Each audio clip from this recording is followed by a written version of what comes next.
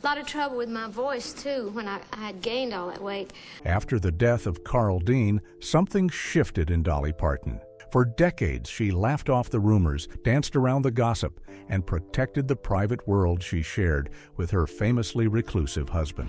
But once he was gone, Dolly began speaking more openly than ever before. Suddenly, old stories involving Hollywood co-stars, emotional confessions, and secret heartbreaks started resurfacing in a completely different light. And for many fans, it felt like she was finally revealing the truth behind one of entertainment's most mysterious marriages. The love story nobody expected. On January 19, 1946, Dolly Rebecca Parton was born in a tiny two-room log cabin tucked away in the mountains of Tennessee. She was the fourth of what would eventually become 12 children in the Parton family. And from the very beginning, life was anything but easy. The family lived in deep poverty, struggling to make ends meet however they could. In fact, when it came time to pay the doctor who delivered Dolly, her father reportedly didn't have money to offer, so he paid with a bag of cornmeal instead. Still, while the Partons didn't have much financially, their home was overflowing with music, storytelling, and faith. Music became the center of everyday life inside that crowded little cabin. Dolly's mother filled the house with old mountain ballads and folk stories, while church introduced young Dolly to the power of performing in front of an audience. Before long, she knew exactly where she wanted to be, right in the spotlight. By the age of 6, she was already singing in church, charming congregations with a confidence far beyond her years. The only issue was that she didn't even own a real instrument. Since the family couldn't afford to buy her a guitar, Dolly started out using a homemade one instead. She played that makeshift guitar until she was 8 years old, when an uncle finally gifted her a real guitar, a moment that pushed her even further toward the dream she had already started building in her head. From there, her rise happened fast. She began appearing on local radio and television programs around East Tennessee, quickly earning a reputation as a talented young performer. At just 13 years old, she recorded her first song, Puppy Love. And not long after that, she stepped onto one of the most legendary stages in country music history, the Grand Ole Opry. It was there that she crossed paths with Johnny Cash, the iconic Man in Black. Cash offered the teenage Dolly a piece of advice that stayed with her for the rest of her career. He encouraged her to trust her instincts and stay true to herself creatively. For a young artist trying to find her place in the music world, those words became a guiding principle. And over time, they proved to be exactly what she needed. The day after graduating from high school, Dolly wasted no time chasing the future she had imagined for herself. She packed her belongings, left Sevier County behind, and headed straight to Nashville with dreams of making it in country music. But strangely enough, one of the most important moments of her life didn't happen in a recording studio or on a stage. It happened outside a laundromat. She had arrived in Nashville with a suitcase full of dirty clothes, so one of her first stops in the city was a local laundromat. While waiting for her clothes to wash, she stepped outside into the Tennessee sunshine. It seemed like a completely ordinary moment, but it ended up changing everything. As she stood there, a young man named Carl Thomas Dean happened to drive by in his white Chevy pickup truck. He noticed the young blonde standing outside and pulled over to warn her she was going to get sunburned. For Carl, that brief moment was enough. Years later, he would say he knew immediately that she was the woman he was going to marry. Dolly felt a connection too, though romance wasn't exactly at the top of her priority list at the time. She had come to Nashville focused entirely on building a career, not starting a relationship, and despite her friendly personality, she was cautious. Growing up in the country had taught her to be careful around strangers, so instead of agreeing to a traditional date right away, she invited Carl to visit while she babysat at her aunt and uncle's house. Carl kept showing up day after day, and before long, the connection between them became impossible to ignore. When they finally went on an official date, Carl skipped fancy restaurants altogether and took her straight to meet his parents. Oddly enough, that directness didn't scare Dolly away. It only showed her how serious he already was about her. Even so, the relationship moved at very different speeds for the two of them. Carl was all in almost immediately, while Dolly remained cautious about marriage. She cared deeply for him, but she also had a vision for her future, and she knew how easily women's ambitions could disappear after settling down in that era. Having helped raise so many younger siblings already, Dolly had little interest in becoming a traditional housewife or rushing into motherhood.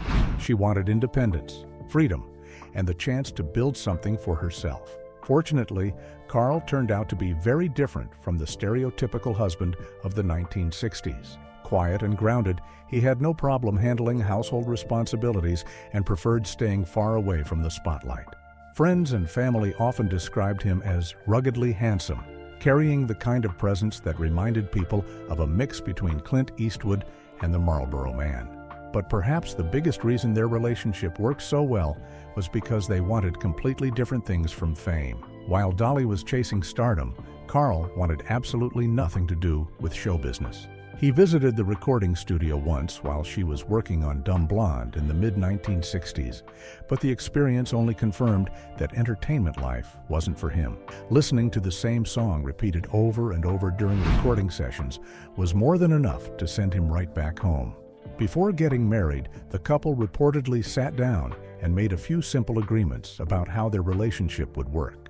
Carl had no interest in red carpets, premieres, or celebrity culture, and Dolly made it clear she wasn't going to give up her career ambitions to stay home. It turned out to be the perfect balance. Dolly admired Carl's independence just as much as he admired her ambition.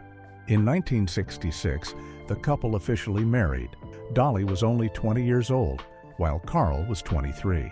Now officially married, Dolly Parton and Carl Dean settled into a life that looked very different from most young couples of the time. While Carl stayed focused on his paving business and preferred life away from attention, Dolly was charging full speed toward her dream. Marriage hadn't slowed her down for a second. If anything, it only made her more determined to prove herself. She quickly landed a songwriting job with Combine Publishing and began working closely with her uncle, Bill Owens. Together, they spent long hours writing songs and pitching material around Nashville.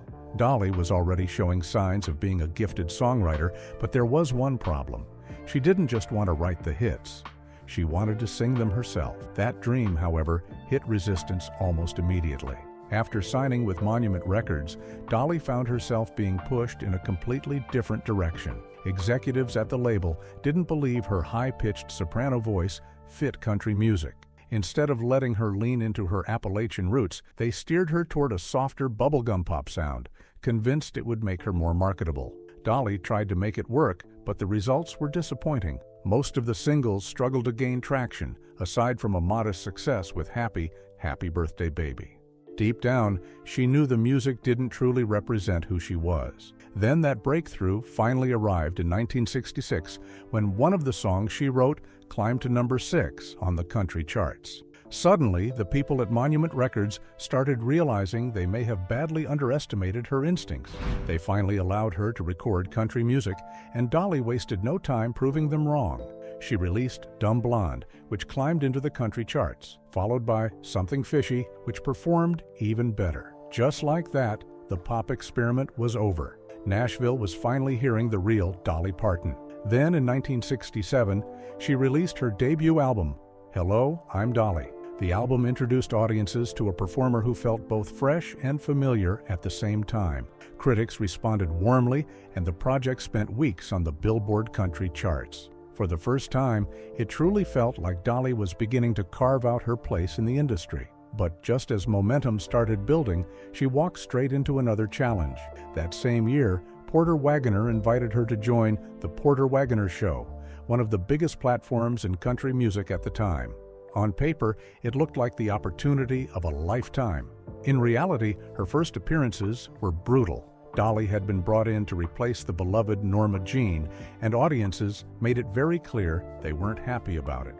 Whenever she walked on stage, crowds chanted Norma Jean's name instead. Some audience members even heckled Dolly during commercial breaks. For a young performer still trying to find her footing, it could have been devastating. But Porter Wagoner refused to let her sink. Each time the cameras rolled again, he publicly defended her and praised her talent. More importantly, he doubled down on giving her screen time. Porter believed that if audiences kept hearing Dolly's voice, eventually they would come around. It was a risky strategy, but he trusted her talent enough to stand by it. Slowly but surely, the viewers began warming up to her.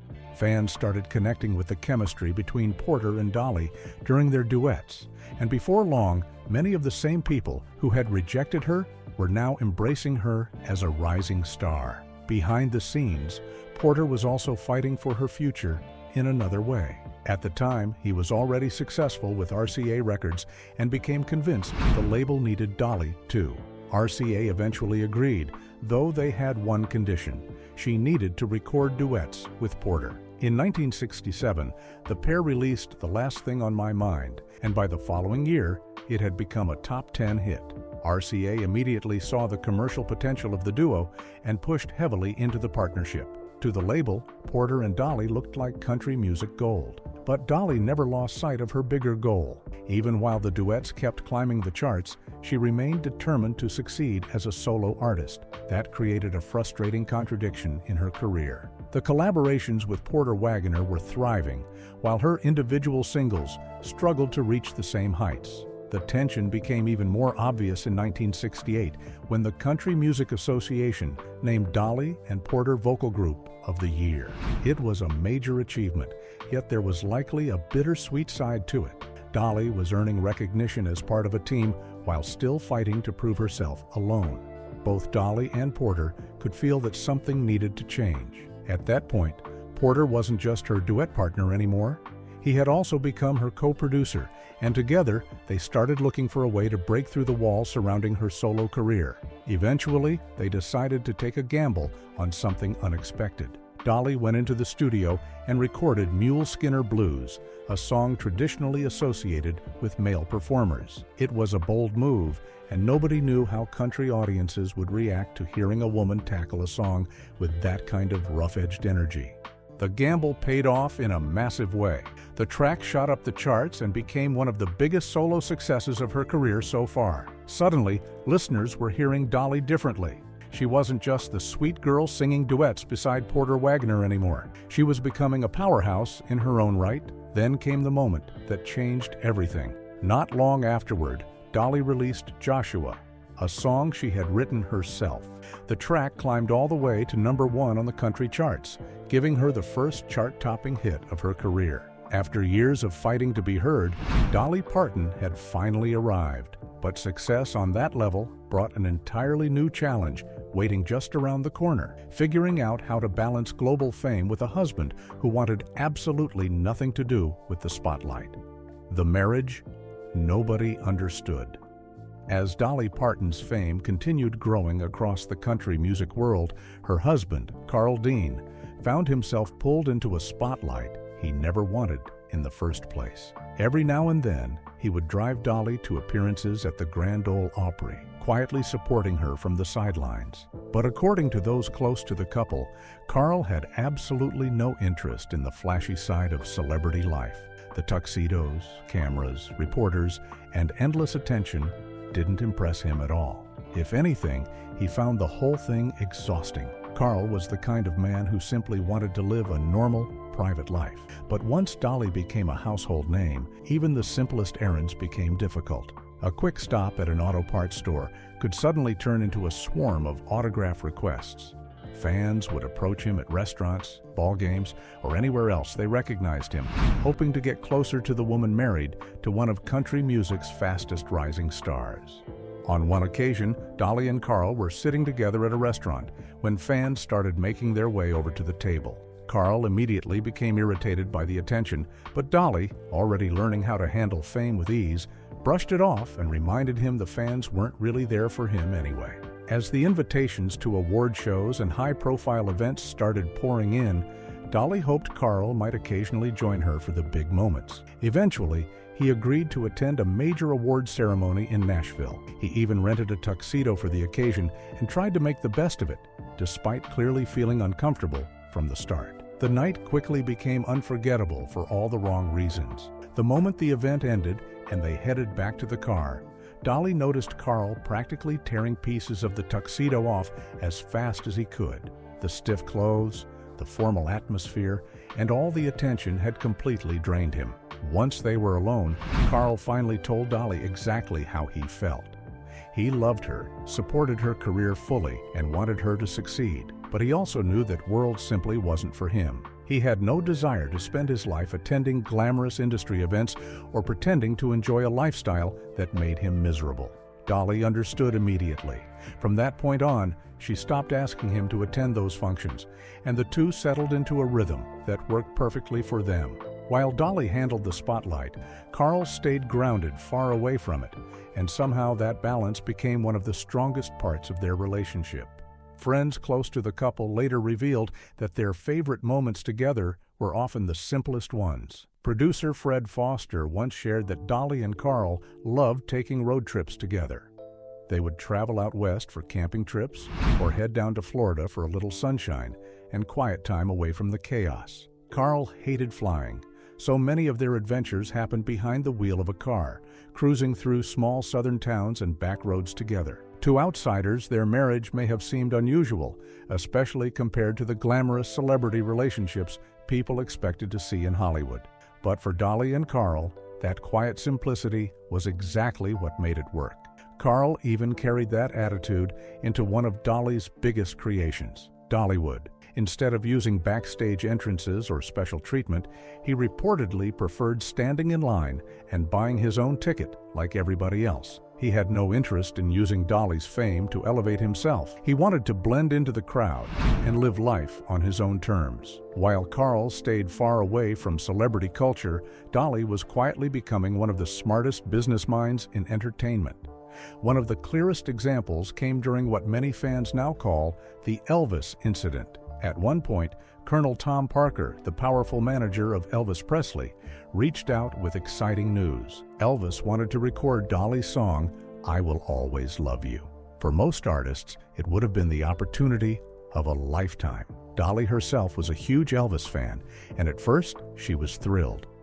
Then she learned the condition attached to the deal. Elvis's team reportedly insisted on taking a large portion of the publishing rights in exchange for recording the song. For a young artist, saying yes could have opened massive doors. But Dolly understood something many performers at the time didn't fully grasp yet. Ownership mattered. She knew controlling her songwriting catalog was the key to protecting both her future and her family's future. At only 28 years old, she found herself facing a decision that could shape the rest of her career. In the end, she trusted her instincts and walked away from the deal. It was an incredibly bold move, especially considering Elvis Presley's enormous influence at the time. But history would later prove just how smart that decision really was. By holding on to her publishing rights, Dolly secured long-term control over one of the most valuable songs in modern music history. Then, in 1974, she released the song that would change everything yet again, Jolene. The haunting track told the story of a woman afraid of losing her husband to another woman named Jolene. Dolly later revealed that the inspiration partly came from a real bank teller who flirted heavily with Carl Dean. At the same time, the famous name itself reportedly came from a young fan Dolly met backstage years earlier, though the girl's actual name may have been Julene rather than Jolene. Either way, the song exploded. By early 1974, Jolene had climbed all the way to #1 on the country charts. The track also became a major international success, especially in the United Kingdom, helping transform Dolly from a country star into a global name.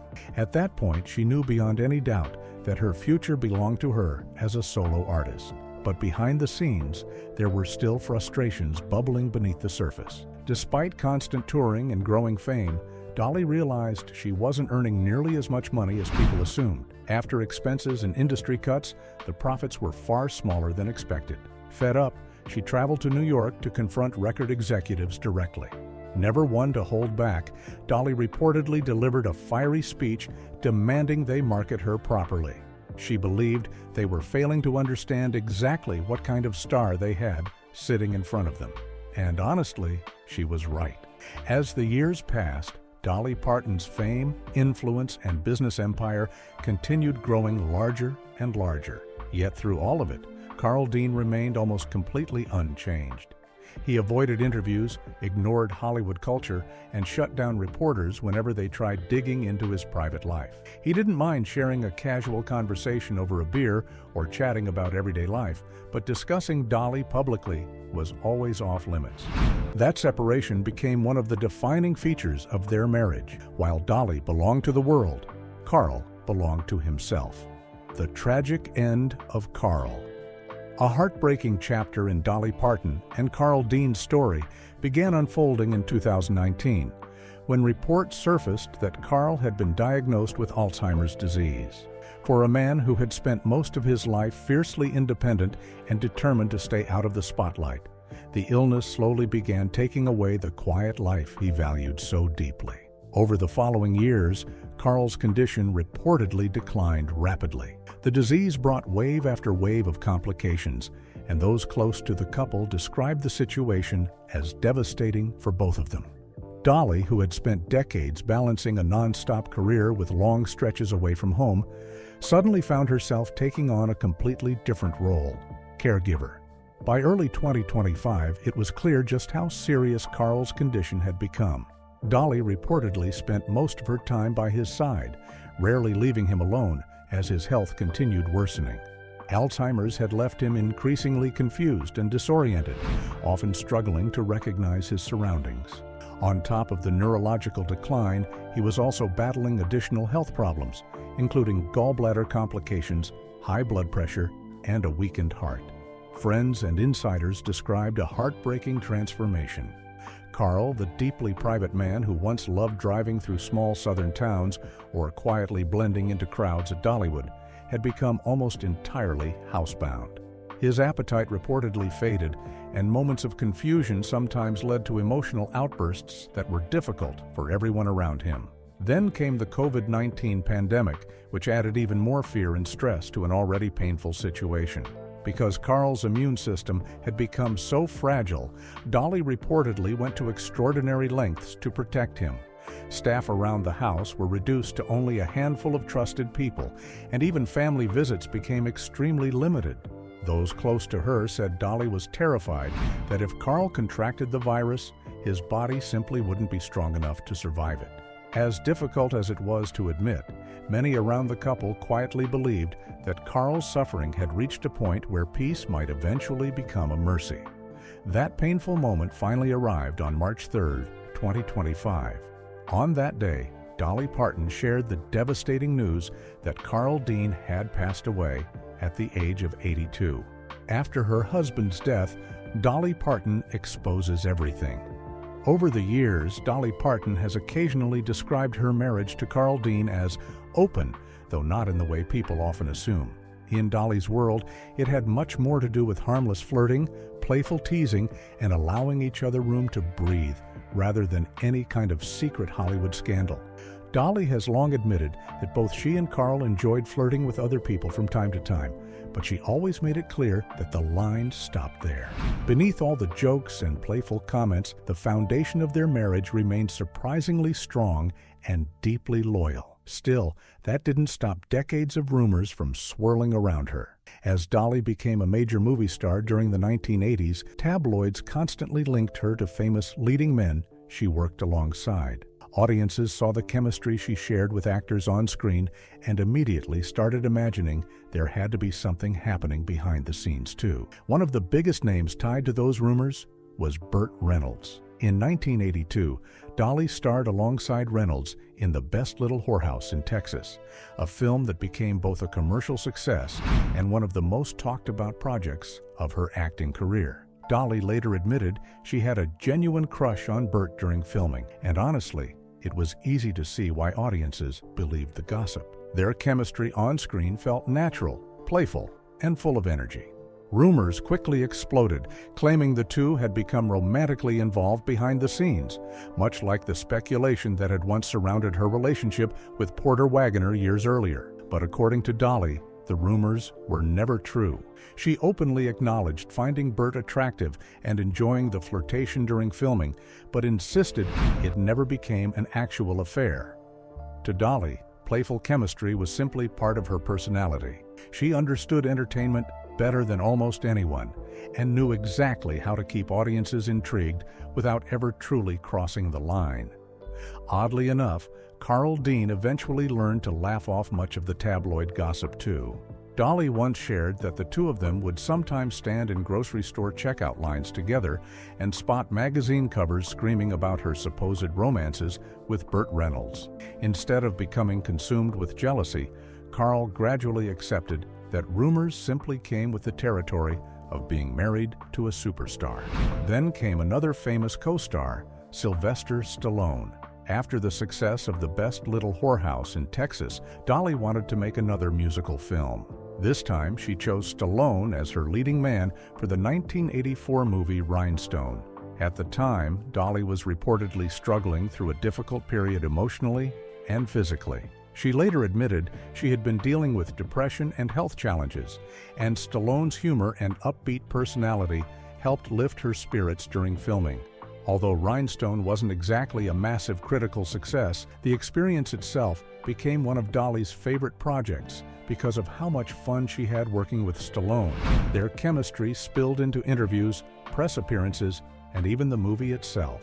In several scenes, Dolly reportedly laughed so hard at Stallone's antics that the filmmakers simply kept some of those moments in the final cut because they felt so genuine. And once again, the rumor mill went wild. But much like the stories involving Burt Reynolds, there was never any actual evidence that their relationship became romantic. Dolly simply had a naturally flirtatious personality and a gift for making the people around her feel comfortable and entertained.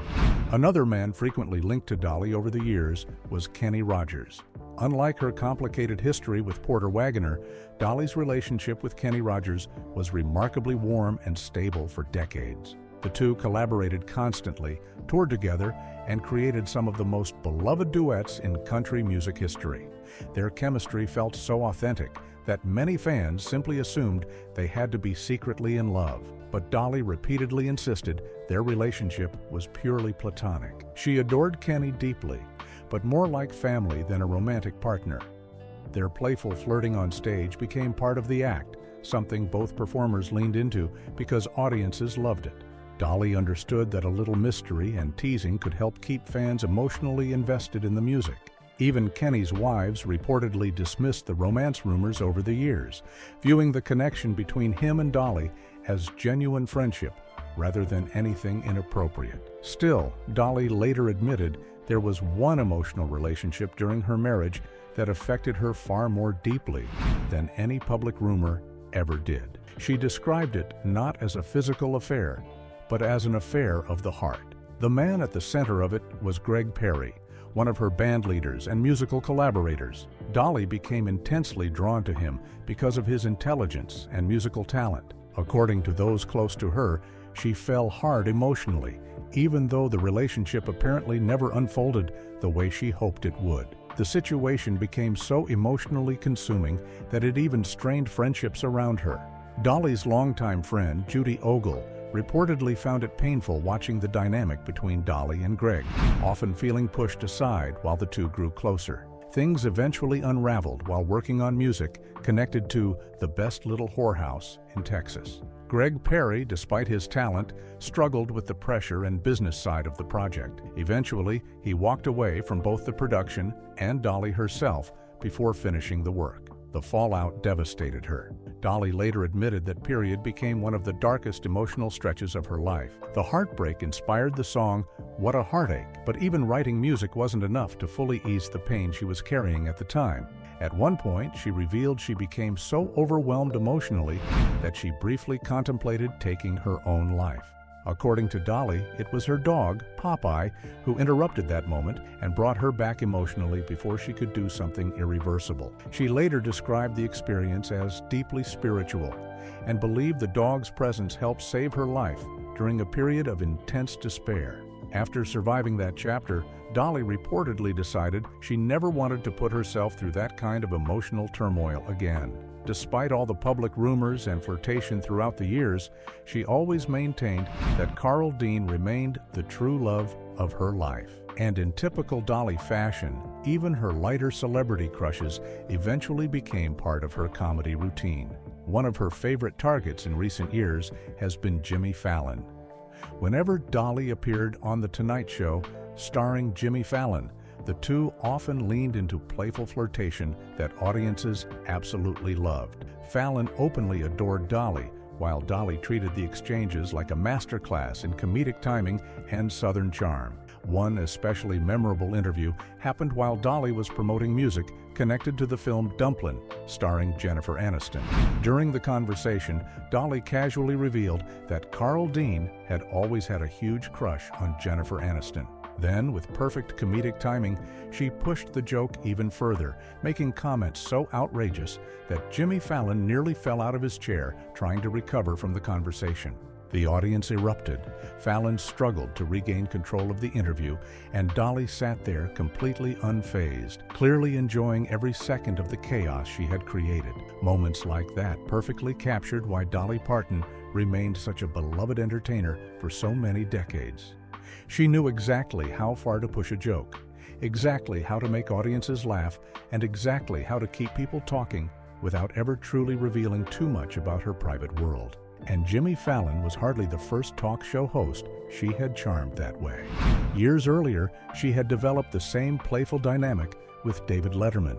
While Letterman was nothing like the rugged movie star she had once crushed on, Dolly loved his dry humor and sharp wit. Their interviews often turned into flirtatious, back-and-forth comedy routines that audiences couldn't get enough of. At the end of the day, though, that playful teasing became part of Dolly Parton's larger magic as a performer. She understood how to create chemistry, spark curiosity, and keep people entertained without losing sight of the life waiting for her back home with Carl Dean, the quiet man who stayed far away from Hollywood while somehow remaining the center of her world the entire time.